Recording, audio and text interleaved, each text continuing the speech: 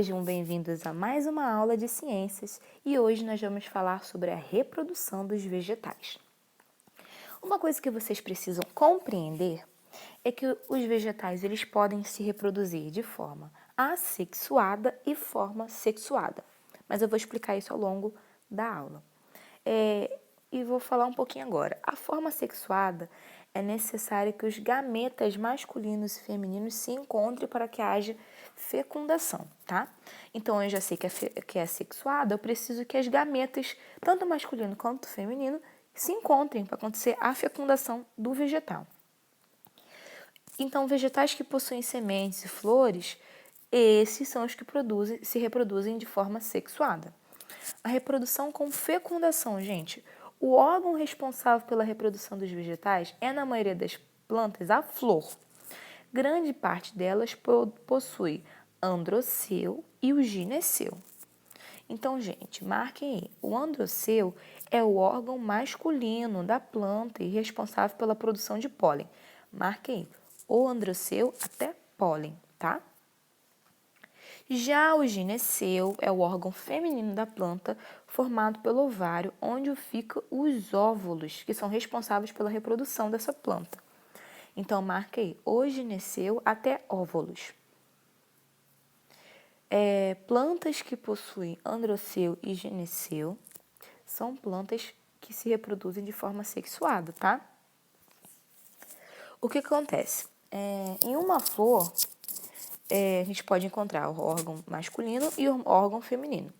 Quando essas flores apresentam os dois tipos de órgão, elas são chamadas de flores hermafroditas, tá? Porque existem flores que possuem apenas um dos órgãos de reprodução.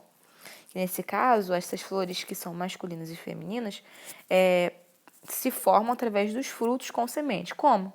Através dos animais, né? Um animal pega um grãozinho de pólen, né? No caso da abelha, pega o pólen e joga lá na outra flor feminina e aí sim ela pode se reproduzir. Observando atentamente as partes de uma flor, percebemos a importância de cada uma delas no processo de reprodução. Observe aí o que são os gineceu, que são os gineceus, tá? Que são os órgãos femininos de reprodução. E o que são os androceus, tá? São os órgãos masculinos. Então, essa planta aí é uma planta hermafrodita, que tem lá o ovário, que é o receptáculo, né, do pólen, a pétala, que todo mundo sabe, e a sépala, que é a parte de baixo, perto do caule. As flores são formadas basicamente por 4 partes, então atenção aí nas partes. Temos o cálice, que é a parte de baixo do caule, né? Estrutura constituída por sépalas, né? Tipos de folhas que oferecem proteção à flor antes que elas desabrochem. Corola é formada de folhas denominadas de pétalas. Então, é a estrutura da flor, tá? Que variam de cor, tamanho e textura de uma espécie de planta para outra. Temos o gineceu, que é o órgão de reprodução feminino, e nele nós encontramos os ovários. Dentro dos ovários, nós temos os óvulos, que auxiliam na reprodução. E o androceu, gente, que é a parte de reprodução masculina. E nele, né, nós encontramos os pólens, que são responsáveis por fecundar os óvulos.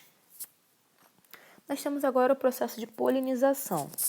Gente, o processo de polinização, ele acontece porque a planta, a flor, no caso, ela fica madura. Ela chega um momento que ela fica madura, ela cai, né? As pétalazinhas dela caem.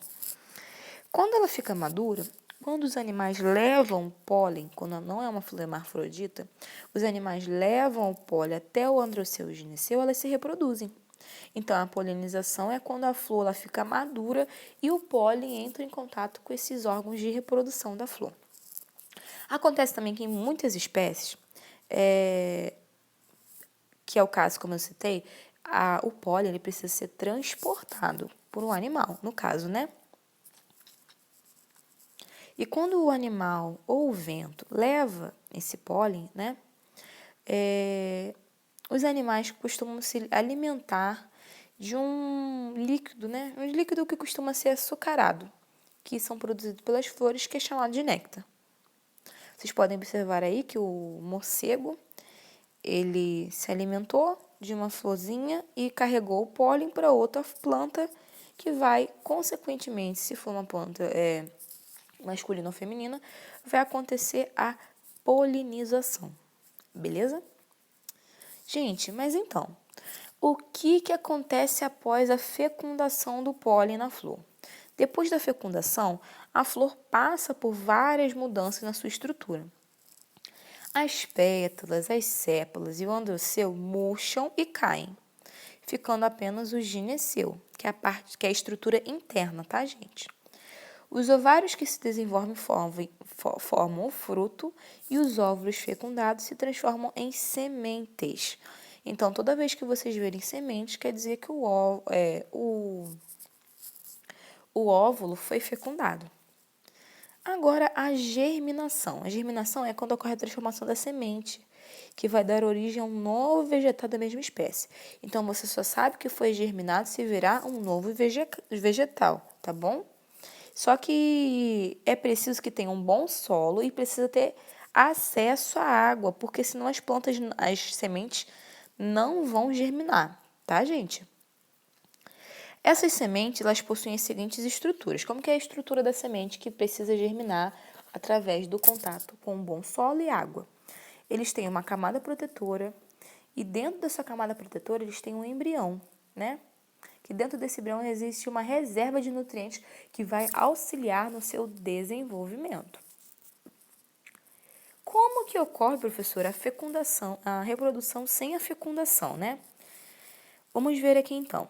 As plantas também possuem formas de reprodução sem fecundação, ou seja, elas têm a capacidade de se reproduzir sem a participação de flores ou sementes.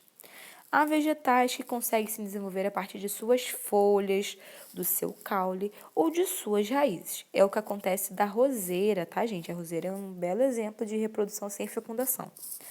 Se o ramo de uma roseira for plantado em local adequado, ele pode se desenvolver formando um novo vegetal. Alguns caules, quando separados da planta-mãe, são capazes de enraizar-se no solo e dar origem a uma nova planta, como a batata, né? Há outras plantas como musgos, samambaias e avencas que não têm flores, frutos ou sementes. Elas se reproduzem através de estruturas chamadas de esporos. Observe aí, ó. E quando caem em solo adequado, os esporos podem germinar e originar outras plantas da mesma espécie. Beleza? Espero que vocês tenham gostado da aula. Beijinhos. Tchau, tchau.